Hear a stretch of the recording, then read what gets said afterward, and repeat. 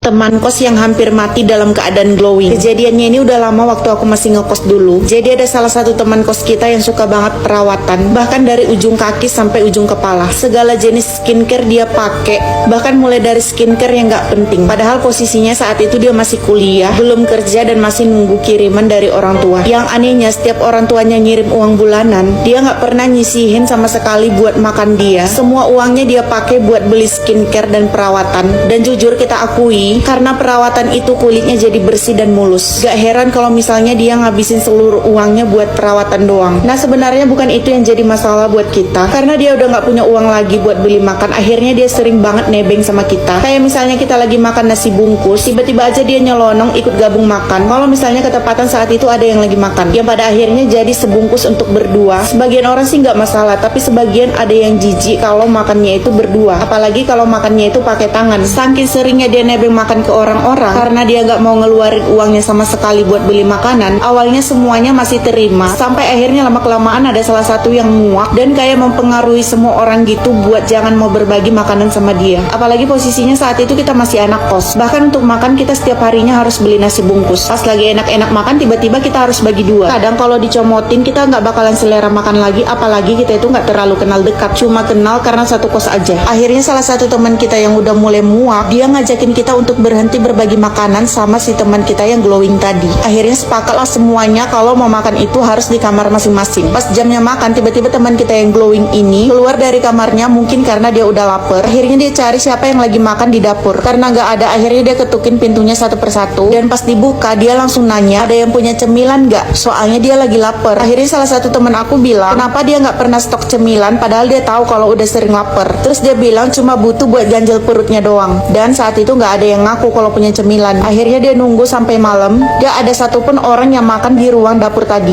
Akhirnya dia ngetuk pintu salah satu teman kita. Di situ dia nanya teman kita tadi ini udah makan atau belum. Karena temanku ini jawab udah, dia pun heran karena nggak lihat temanku ini makan di dapur tadinya. Terus dia nanya makannya di mana. Akhirnya temanku ini tadi ngaku kalau dia makan di luar. Kita nggak tahu sama sekali kalau ternyata uangnya benar-benar habis. Kita mikirnya tadinya dia menyimpan uangnya itu buat beli skincare lagi, tapi ternyata di awal bulan tadi udah dihabisin buat beli skincare. Akhirnya keesokan harinya dia nggak keluar kamar, dan pas ibu kos ngecek, dia tuh udah benar-benar lemes banget karena dia nggak makan dari kemarin. Akhirnya ibu kos nyuruh kita buat bagiin makanan kita ke dia, dan salah satu dari kita pun gerak buat beli nasi bungkus. Di situ dia baru bilang ke kita kalau ternyata uangnya itu udah habis buat beli skincare, makanya dia nggak punya uang lagi buat beli makanan.